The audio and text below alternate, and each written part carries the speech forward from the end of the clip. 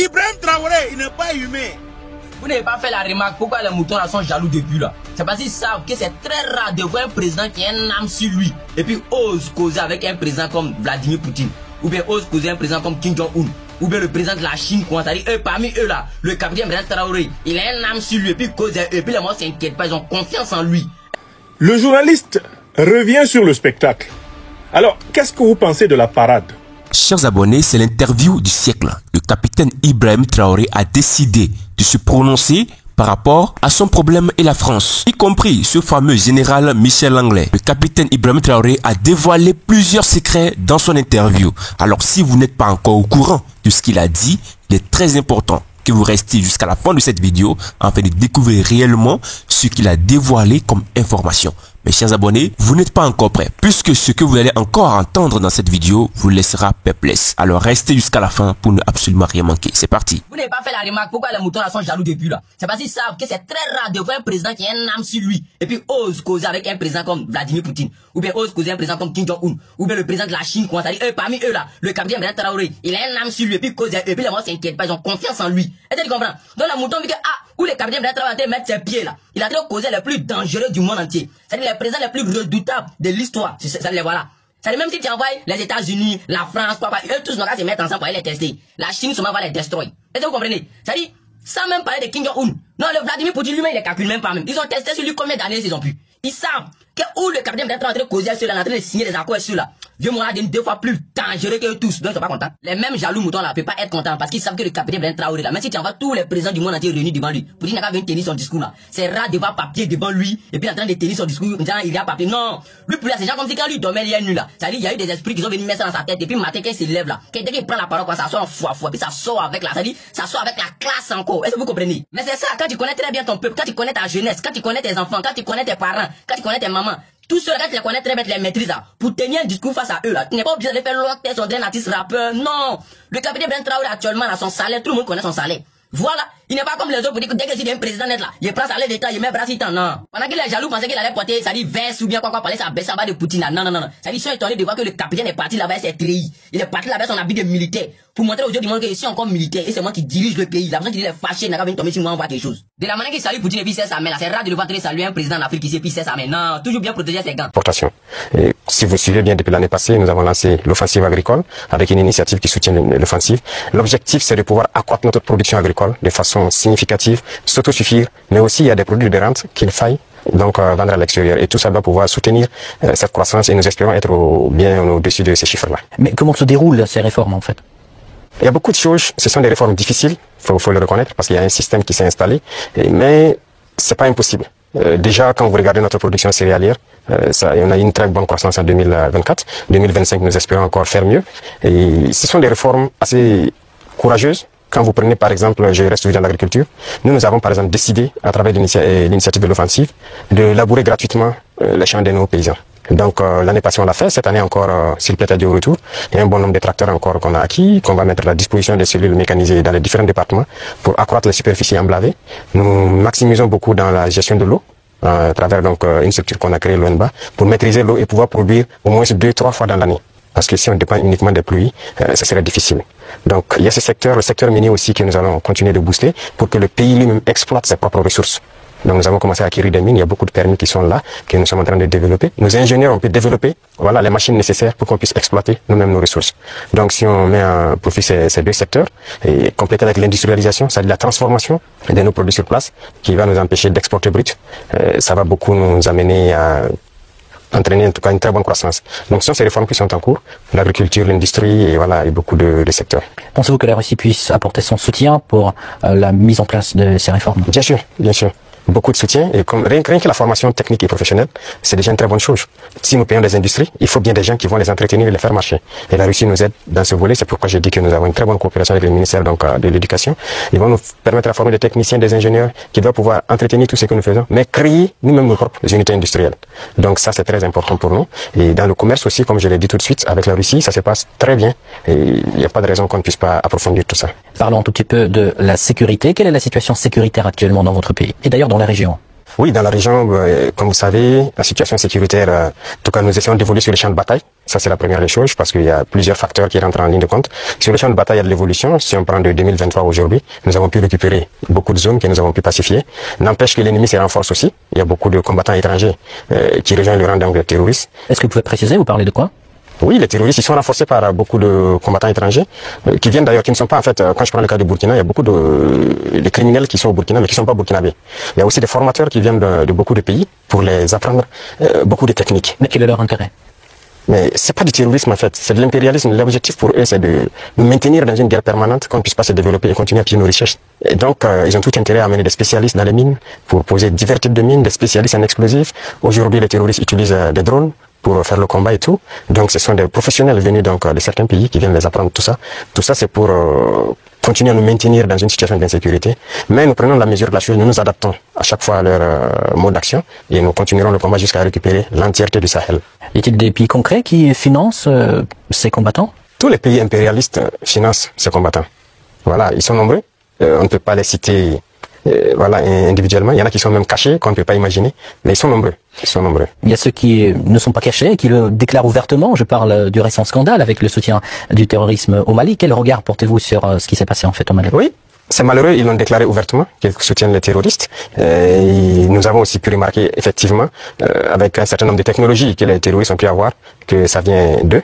C'est malheureux, c'est très malheureux, mais toujours est-il qu'on ne s'apitoie pas sur notre sort. Et nous avons pris la mesure de la chose, nous allons nous adapter, nous allons les combattre et ils ne pourront pas vaincre. C'est ça le plus important pour nous. Comment se poursuit la coopération humanitaire entre le Burkina Faso et la Russie?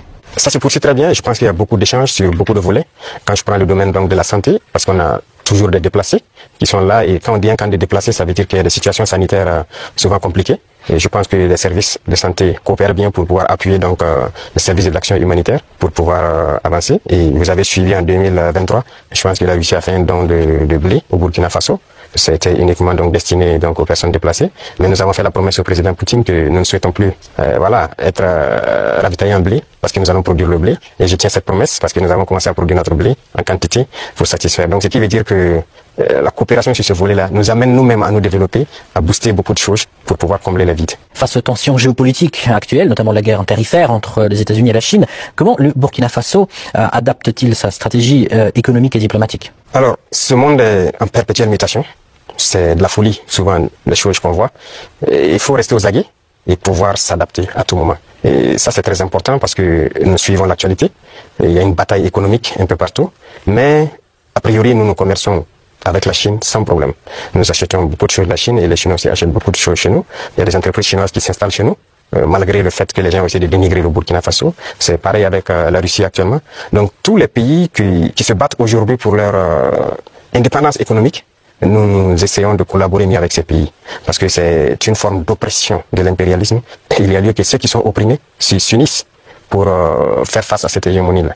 Donc, a priori, on s'adapte à toute cette situation. Monsieur le Président, quel regard portez-vous sur la récente détérioration des relations avec l'Algérie? Alors, vous avez suivi les événements et je pense que tout le monde comprend comment ça fonctionne.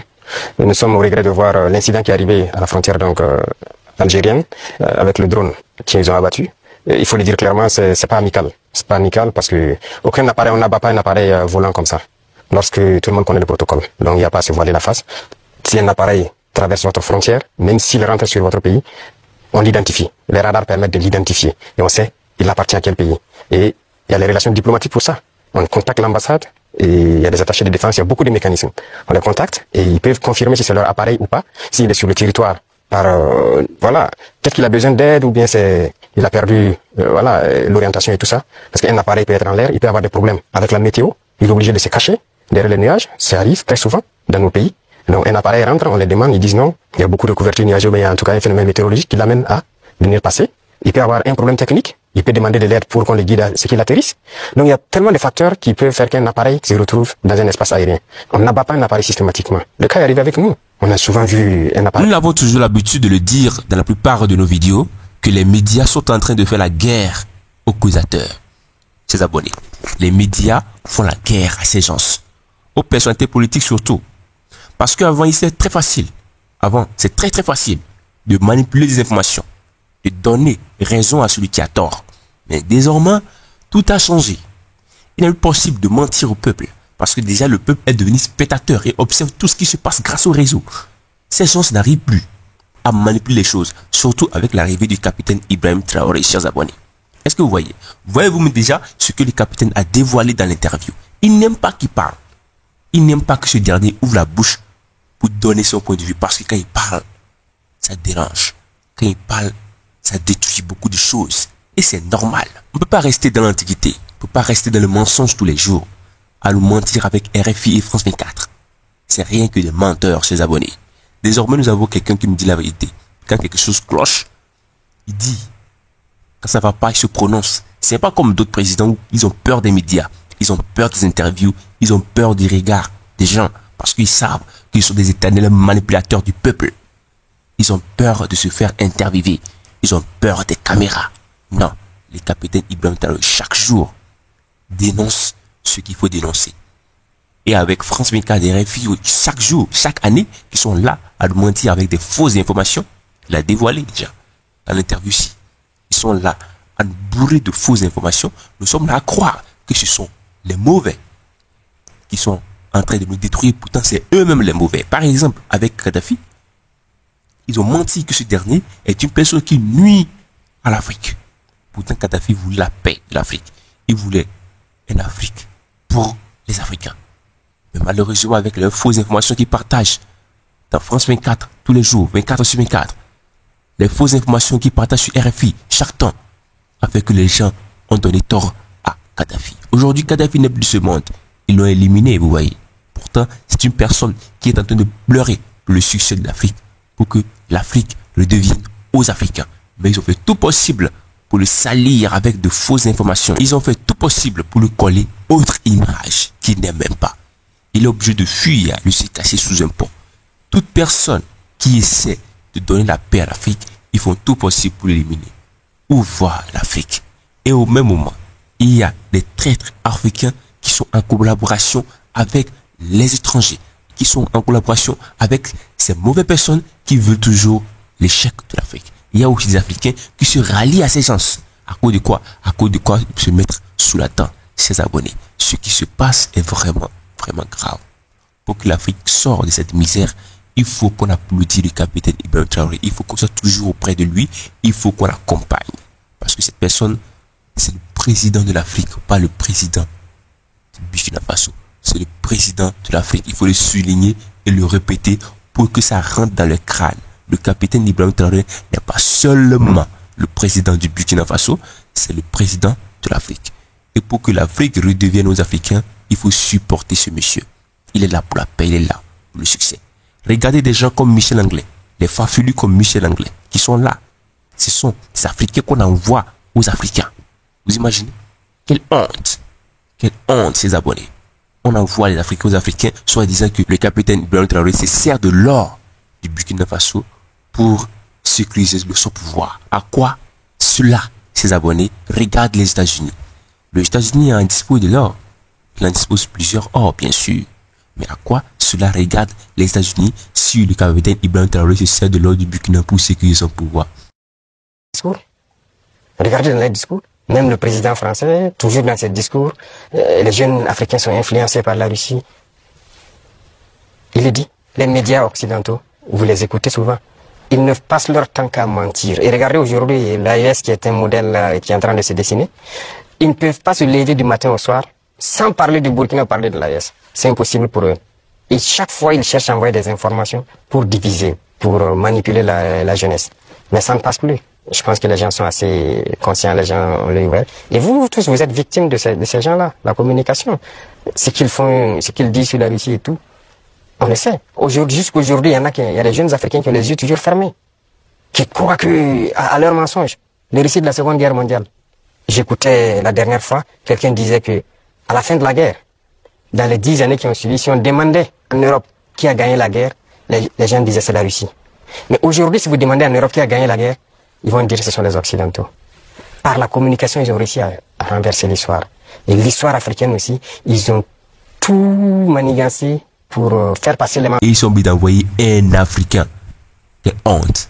Quelle honte pour l'Afrique. Ces abonnés, les très importants aussi. Comme l'avons toujours l'habitude de le dire dans nos vidéos, prononcez-vous dans l'espace commentaire Dites-nous ce que vous pensez.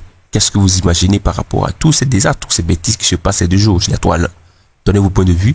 Nous serons ravis de les lire dans l'espace commentaire et partagez surtout cette vidéo pour que cela alerte nos frères africains d'ici et d'ailleurs. Chers abonnés, portez-vous bien. On se dit à la prochaine.